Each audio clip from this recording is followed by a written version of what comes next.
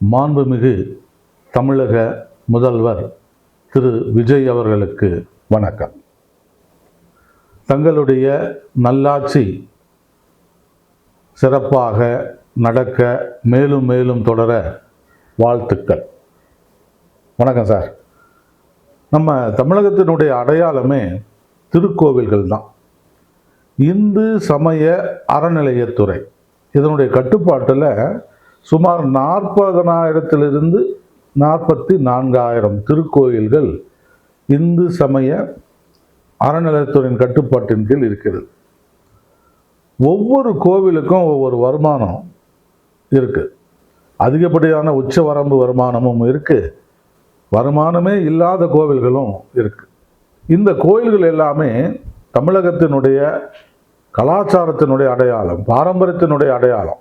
நமது முன்னோர்கள் அந்த காலத்தில் எவ்வளோ கஷ்டப்பட்டு இந்த கோயில்களை கட்டியிருப்பாங்க. பக்தி என்பது மக்களினுடைய அடிப்படை உரிமை.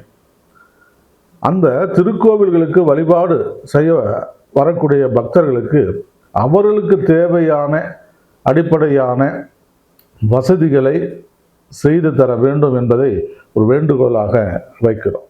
அதே நேரத்தில் அந்தந்த கோவிலுடைய சொத்துக்கள் நிலமாக இருக்கலாம், பொன்பொருளாக இருக்கலாம், பணமாக இருக்கலாம், அவை மிக மிக பாதுகாக்கப்பட வேண்டிய ஒன்று.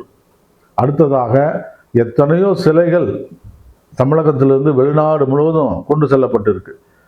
சிலை கடத்தல், அதை தடுப்பதற்கு ஒரு தனி அமைப்பை தாங்கள் உருவாக்க வேண்டும் என்பதை அடுத்த வேண்டுகோளாக வைக்கின்றோம். அடுத்ததாக பராமரிப்பு இல்லாமல் எத்தனையோ கோயில்கள் இருக்கு. அந்த காலத்தில் எவ்வளோ கஷ்டப்பட்டு கட்டியிருப்பாங்க அந்த கோயிலை. ஒரு நல்ல வருமானம் இருக்கக்கூடிய கோயிலினுடைய பணத்திலிருந்து கூட அந்த கோயிலை நம்ம பராமரிப்பு செய்யலாம்.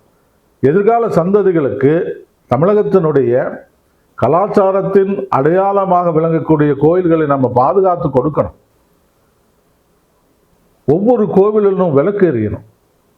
அப்படிப்பட்ட ஒரு சூழ்நிலையை, ஆரோக்கியமான ஒரு சூழ்நிலையை நிச்சயமாக இந்த ஆட்சி உருவாக்க வேண்டும் என்பதை ஒரு வேண்டுகோளாக வைக்கின்றோம். திருக்கோவில்களுடைய எண்ணிக்கை குறையாமலும் அது முறையாக பராமரிப்பு செய்ய வேண்டும் என்கின்ற அடிப்படையிலும் இந்த கருத்தை தங்கள் முன் வைக்கின்றோம். அதே போல ஒரு கோவில் உருவாவதற்கு எவ்வளவோ சிரமப்பட்டு இருப்பாங்க. இன்னைக்கு இந்து சமய அறநிலையத்துறை கட்டுப்பாட்டில் இருக்கக்கூடிய பல கோயில்களில் அந்த கோவில் உருவான வரலாறே இல்லை. ஒரு 10 பக்கம் ஒரு புத்தகம், அந்த கோவில் எந்த காலத்தில் யாரால் கட்டப்பட்டது, அதனுடைய பூஜை விவரங்கள், அத்திருக்கோவிலினுடைய தொடர்பு விவரங்கள், ஒரு வரலாறு தொகுத்து ஒவ்வொரு கோவில்லையும் இல்லைன்னு சொல்லாமல் வைப்பதற்கான ஒரு ஆணையை நீங்கள் வெளியிடணும்னு கேட்டுக்கொள்கிறோம். ஏன்னா பல கோயில்களில் போய் வரலாறு புத்தகம் இருக்கான்னா அங்கே இல்லை சாருங்கிறாங்க.